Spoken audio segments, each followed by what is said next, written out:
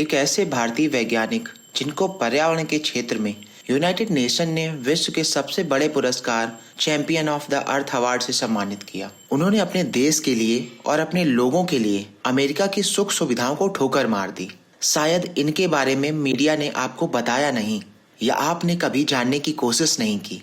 वो हैं साइंटिस्ट माधव गाडगिल, जिन्होंने कहा, मुझे लोगों का वैज्ञानिक कहना पसंद है। मैं पर्यावरण और आप सभी लोगों का वैज्ञानिक हूँ। उन्होंने हार्वर्ड से पीएचडी की और वहीं पर प्रोफेसर बन गए। लेकिन अमेरिका में सभी सुख सुविधाएं होने के बाद भी गाडगिल साहब को वहाँ अच्छा नहीं लगा।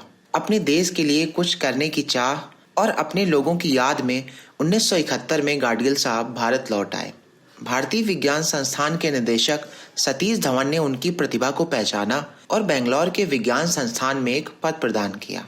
गाडगिल जी ने पारिस्थितिकी विज्ञान केंद्र की स्थापना की। उनका मानना था कि सत्ता में बैठे लोग और सरकारी बाबुओं को पर्यावरण के बारे में कुछ नहीं पता होता। अगर हमें किसी जगह के पर्यावरण के बारे में जानना है तो हमें वहाँ के किसानों और पशुपालकों से जानना होगा। गाडगिल जी ने 7 किताबें और 225 रिसर्च पेपर लिखे। उन्होंने वेस्टर्न घाट पर करीब 500 पेज की एक रिपोर्ट तैयार की, जिसमें केरल, गोवा, गुजरात, महाराष्ट्र और तमिलनाडु के इकोलॉजिकल सेंसिटिव जोन को दिखाया और सरकार को चेतावनी दी। लेकिन सरकार और अधिकारियों ने इस रिपोर्ट का विरोध किया। साल 2018 में वही हुआ जिसका गाडगिल जी को डर था। केरल, कर्नाटक और गोवा में तबाही मचा देने वाली बाढ़ आई। इसके बाद भी सरकार ने गाडगिल रिपोर्ट को लागू नहीं किया। गाडगिल साहब बहुत दूरदर्शी व्यक्ति थे। 7 जनवरी 2026 को ये महान वैज्ञानिक हमारे बीच से हमेशा के लिए चले गए।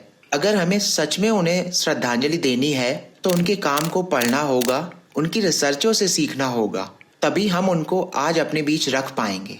हमें यह समझना होगा कि पर्यावरण को बचाने के लिए बहुत से लोगों को अपना जीवन दांव पर लगाना पड़ता है, सरकारों से लड़ना पड़ता है और कभी कभी मरना भी पड़ता है। तब जाकर हम शुद्ध हवा में सांस ले पाते हैं। गाडगिल साहब, भारत आपके निस्वार्थ प्रयासों और आपकी निस्वार्थ देशभक्ति को हमेशा याद रखेगा।